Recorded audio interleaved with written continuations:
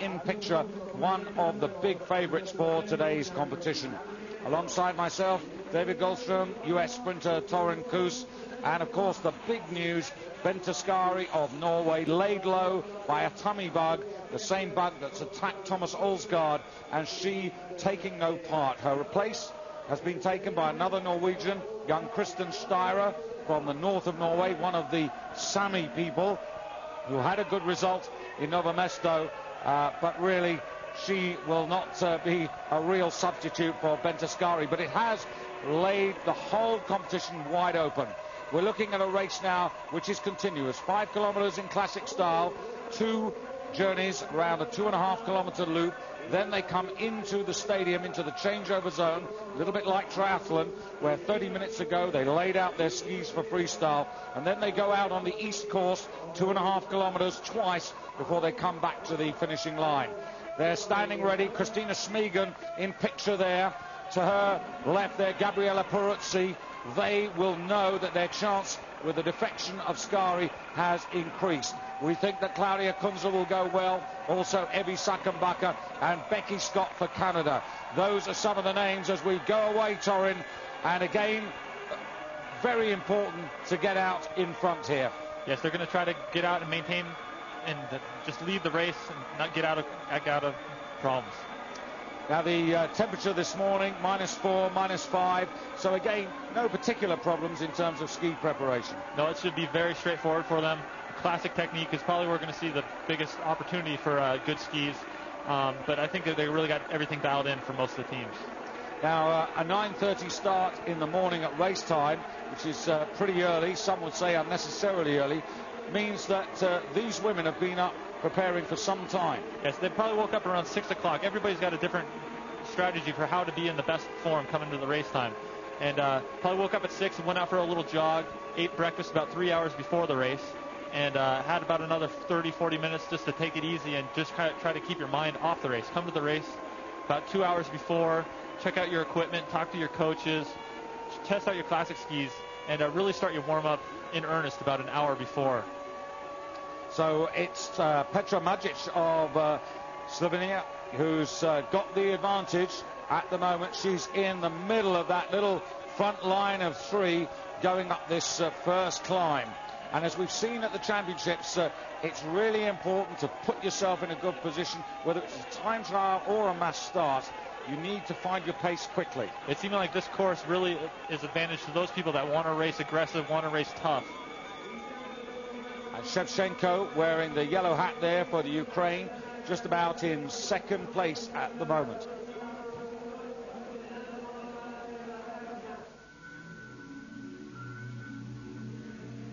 Well, the whole story of this race changed before the start was even underway, with the disappointment of Bente Skari not being able to take her place.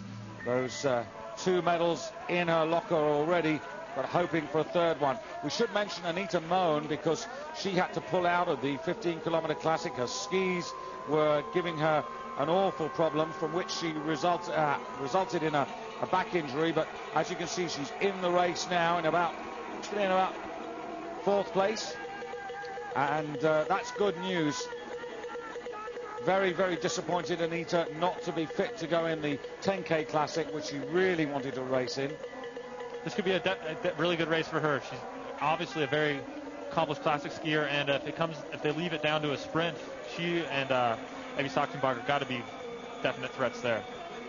Well, let's as they sort themselves out, let's talk about this type of racing, because pursuit racing was introduced into the major championships back in 1992 in the Olympic Games, but it's had all sorts of evolutions, and this is the 3rd evolution in a decade, and perhaps the most dramatic, because it's come about so quickly. Well, I think what they're trying to do is find a race that's excellent for both the racers and TV, and for the spectators out there on the course. And talking to people out there on the course and the racers themselves, this is what they like. The last thing they want to do is, like in the Olympics, and have a race in the morning, have to sit around for 4 to 6 hours nervous. That's the worst time of the day, is when you're just thinking about racing. You know that you feel bad from the race before and then having to go out again. This Le Mans start lets the mass start happen. It makes the race that much more competitive. And the Norwegians at the moment swamping Petra Magic. You can see Pedersen and Skofterud and Moen as they come up this first climb. And in fact, it's Hilda Pedersen, mother of twins, and the twins are going to be here to see Mum. I think they're arriving tomorrow. Knut, her husband, bringing them here.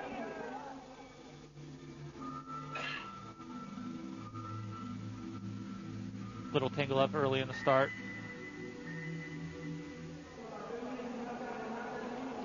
But I think Hilda Pedersen is someone who's going to be happier being out front there. But interesting to see Vibeke Skofterud to the fore as well. Skofterud, who went in the 10K Classic, was outside the top 20. And there, wearing 11, is Becky Scott of Canada, and I'm happy to see that she's pretty close to the action there. She's going to need to be up there, and if she's going to get a medal out of this, she's got to be able to go the pace of those Norwegians. Norwegians controlling it again right from the start. We saw how well it worked for the men in the 30K Classic mass start. It's a big pack of athletes. Christina Smegan also very much to the fore, and really in good spirits, Christina Smegan. She's not disappointed with her silver medals behind Bente Skori. Very realistic. She said she came here for a medal, now she's got 2. Now with her best opportunity of the game so far, and with her favorite race, the 30K skating coming up. The other thing we should really mention, looking out for number 21, Virpi Kutunen.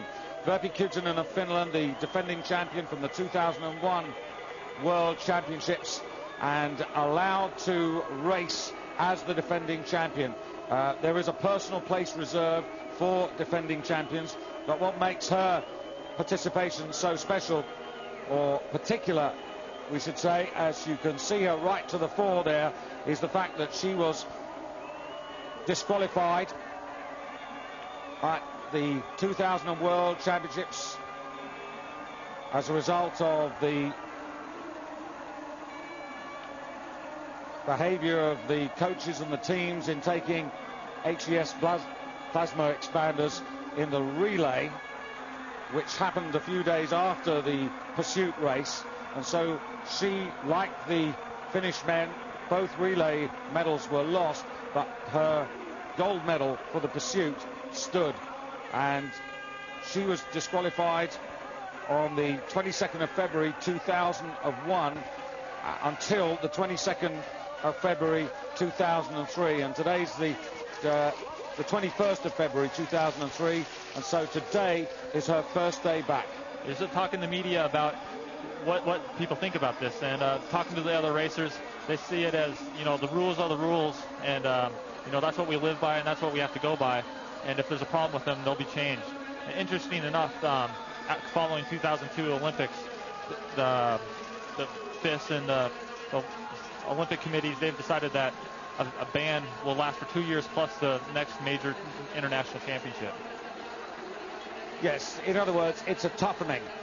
And talking about toughening, things are getting tough up front there. You can just see Becky Scott treading out onto the left-hand side as you look at her, and she's moving up now. Becky Scott in the black hat for Canada, and taking on the Norwegians. We've now crossed over to the other side, and you can see 12 there. That's Zavialova. Looks to be Olga Zavialova on the right-hand side.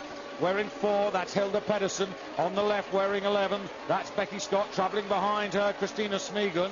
And just a little bit further back, Shevchenko in the yellow hat for the Ukraine. So now on this second 2,500 metre classic loop, this is where things are changing.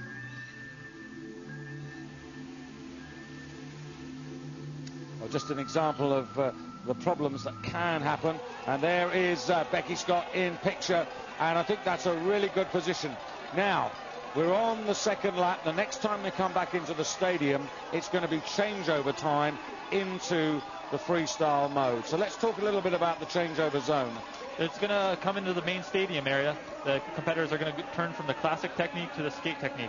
They're going to change both their skis and their poles. They're going to use the same boots. Interestingly enough, some of the companies have made special boots just for this event. Salomon, Alpina, Rosignol, and given it to their top international racers. The Alpina boot is on sale to the public, but it's Rossignol and Salomon, they've sort of reserved them for the racers. Yes, they've decided that there isn't really a market for it. Alpina decided that it would be really good for the market to have a boot that you could use for both skate and classic techniques. Vibeke Skofterud going really well at the moment up the second climb. They haven't reached the top of it as yet. They're moving up towards 3,800 meters along this 10,000 meter test. Becky Scott in the middle, and 13 is Skofterud, who was closest to you. And look who's stalking in behind. Hilda Pedersen right there. Christina Smegan still there. And as you said, this course, this particular track for the classic leg, rolling terrain. But when they switch to that freestyle track, then they've got this big climb. Yeah, it's going to be a very unrelenting climb. That's where we're going to see a lot of stuff happen. Right here now, though, it's interesting to see. We see Gabriella Peruzzi, the Olympic gold medalist in the 30K, taking out the lead. I think it's very important for these skiers that are more classic-oriented to really try to string this race out, make those skaters hurt, and just really make it a gutsy race.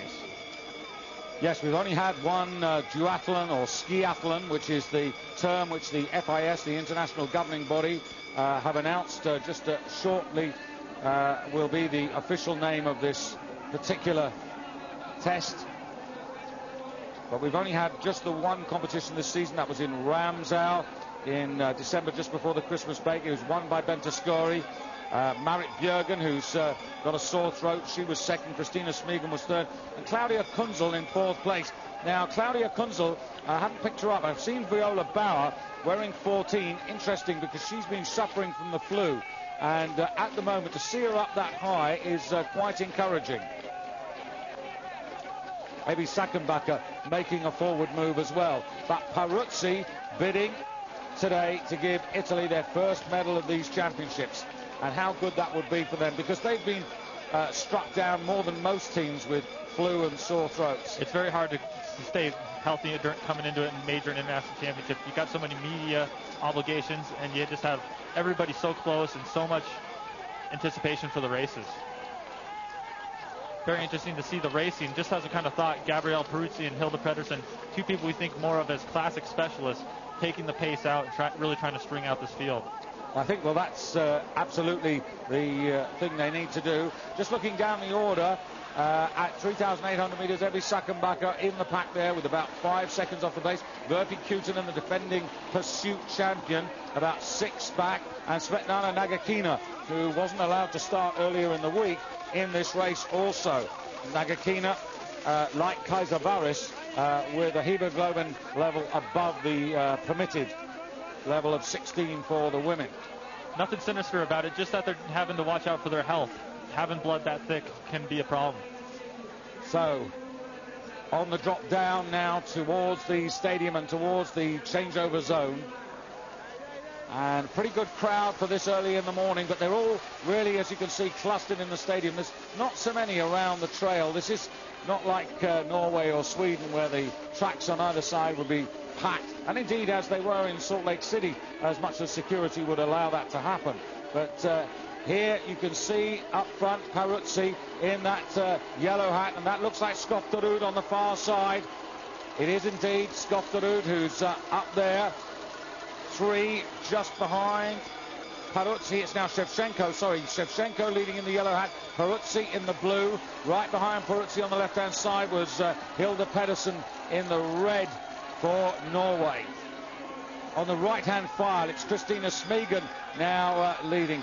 And Becky Scott's lost her position a little bit. That's a bit of a worry. She's about 5th. Oh, just looking down, getting ready. You can see Becky Scott just beginning to adjust. Unbuckling down her boot so she can get ready for the skate technique.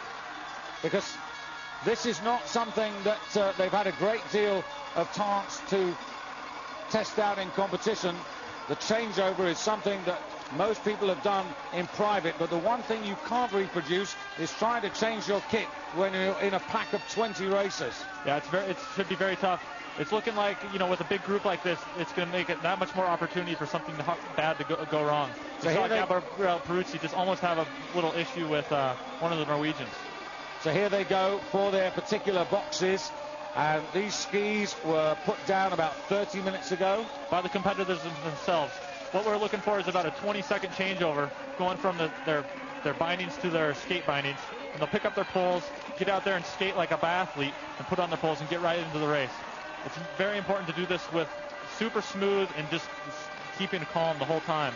Yes, I was going to say, you need to be efficient rather than panicked. Yes, panicking is the worst thing to do. Just like when you're out on the race. If you're frantic, hurried out there, you're not going to ski well, and you're going to just use up excess energy.